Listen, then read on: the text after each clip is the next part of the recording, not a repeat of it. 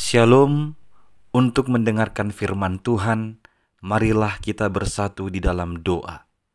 Kasih karunia dan damai sejahtera dari Allah Bapa kita dan dari anaknya Tuhan Yesus Kristus kiranya menyertaimu sekalian. Amin. Ayat harian untuk kita pada hari Selasa, 18 Februari 2025. Tertulis di dalam kitab Yesaya pasal 53 ayat 5. Tetapi dia tertikam oleh karena pemberontakan kita.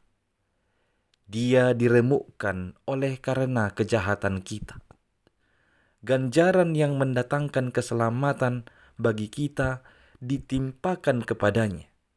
Dan oleh bilur-bilurnya kita menjadi sembuh. Jemaat yang dikasihi oleh Tuhan Yesus Kristus, bagi kita yang berasal dari Medan, Sumatera, khususnya orang-orang Batak, ada slogan yang terkenal, yakni rela mati demi kawan, hancur demi kawan. Tidak diragukan lagi, atau jangan ragukan lagi, kalau orang Batak, orang Medan sama kawan, dia rela mati. Dia rela hancur demi kawan. Tapi garis bawahi, demi kawan. Demi orang-orang yang disebut dengan musuh, demi orang-orang yang tidak sejalan dengan dia, demi orang-orang yang tidak berbuat baik kepadanya. Oh, ini beda lagi. Sampai-sampai ada muncul Pajupang di Tanorara. Sampai ke neraka sekalipun, kalau boleh, tidak bertemu dengan dia, tidak berdamai dengan dia. Maka berbeda dari itu, kita menemukan satu tokoh besar dan yang menjadi Tuhan bagi kita, yang menjadi juru selamat bagi kita, yakni Yesus Kristus. Dia rela mati demi kawan dan juga lawan. Tidak hanya untuk kawan, tapi juga untuk lawan. Kepada semua orang, kepada semua ciptaan, dia rela mati.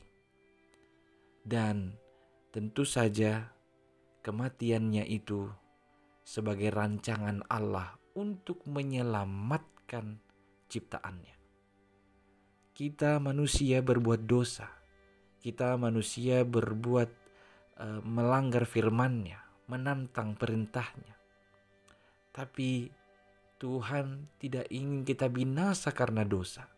Sehingga dia selalu merancangkan keselamatan, merancangkan pertolongan untuk memulihkan kehidupan kita. Ketika Yesaya mengatakan dia tertikam oleh karena pemberontakan kita, dia diremukkan oleh karena kejahatan kita, ganjaran yang mendatangkan keselamatan bagi kita ditimpakan kepadanya. Ini merujuk kepada Yesus Kristus di perjanjian lama, perjanjian baru. Yesus Kristus dialah yang tertikam karena pemberontakan kita. Yesus Kristus dialah diremukkan karena kejahatan kita. Kepadanya ditimpakan segala ganjaran untuk mendatangkan keselamatan bagi kita.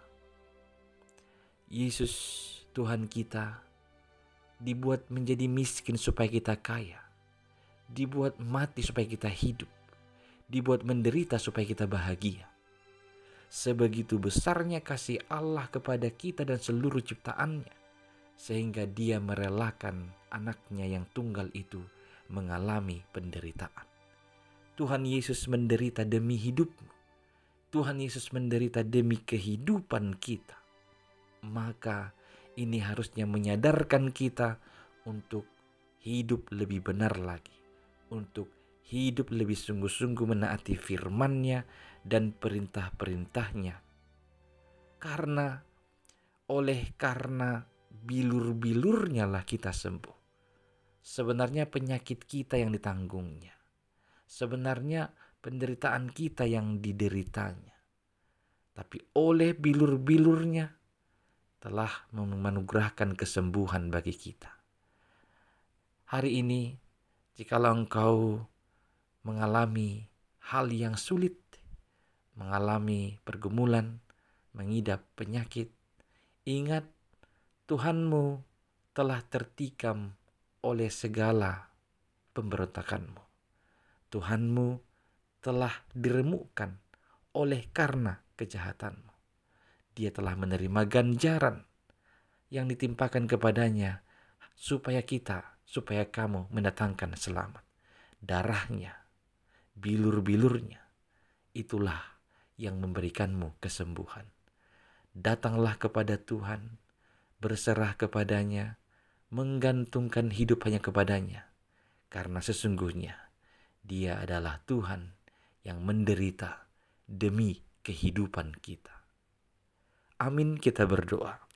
Ya Tuhan Allah, kami bersyukur memiliki Allah seperti Engkau yang rela menderita dan mati hanya untuk kehidupan dan keselamatan kami.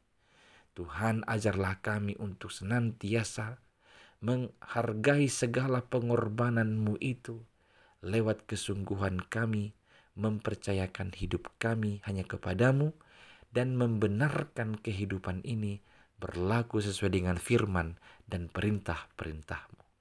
Hanya di dalam nama Yesus Kristus, dengarlah doa kami ini. Amin.